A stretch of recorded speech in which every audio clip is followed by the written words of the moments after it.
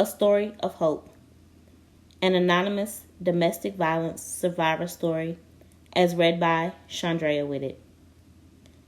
Looking back, I'm amazed I made it out and saw the value in my life.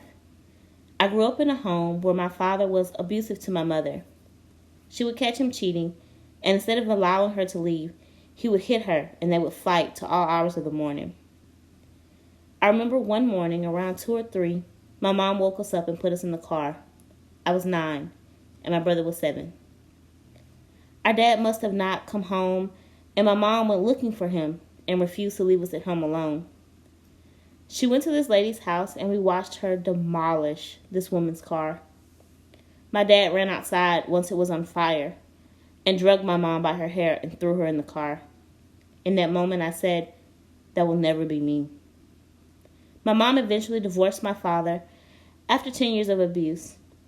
I fast forward only 10 years to find myself in an abusive and toxic relationship, taking me 3 years to fully escape.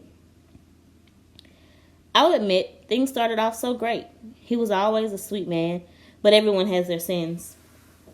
We met in college. I was young, fun, and a wildfire. He was more reserved, but loved how I made him feel alive.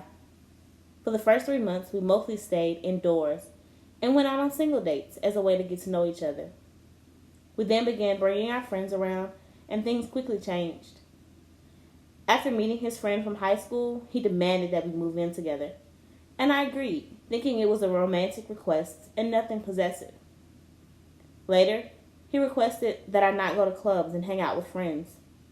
I found this absurd, seeing as I was only 20 and had not lived, as they would say. I did cut back, but then I began to lie so I could go out with my friends, and he caught me, and that was the first time he physically abused me.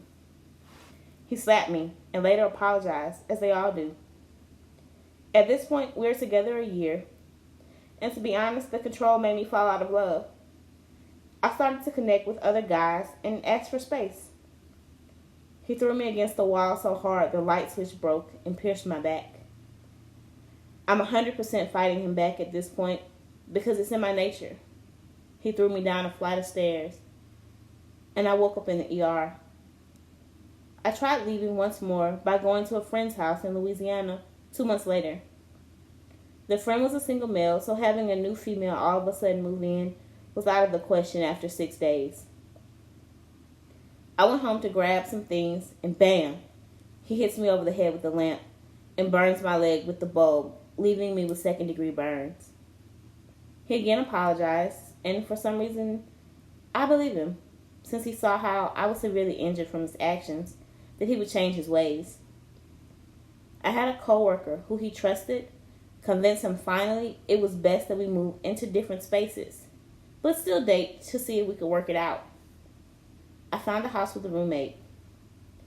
He did pop-ups all the time, and a lot of times insisted that he spend the night.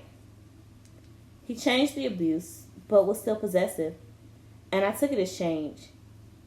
I initially moved back in with him, and the abuse started once more. I lost so many friends and could not tell my family. One day, I left my computer running. He logged on and found messages from 2 years ago. He demanded that I leave work and come home now. I left, and as I was walking up to the apartment, he was throwing my flat screen TV over the 2-story railing while screaming, "I love you, girl!" As he threw my other belongings over the railing, I gathered what I could and took off. I had nowhere to go. Tired of bringing the drama to my friends, I came back to my hometown and never fully disclosed to my mom why I had moved back.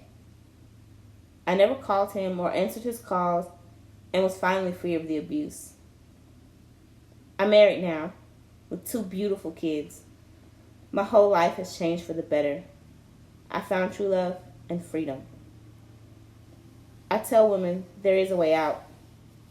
You may seem stuck in the process and in the moment, but there is a way out.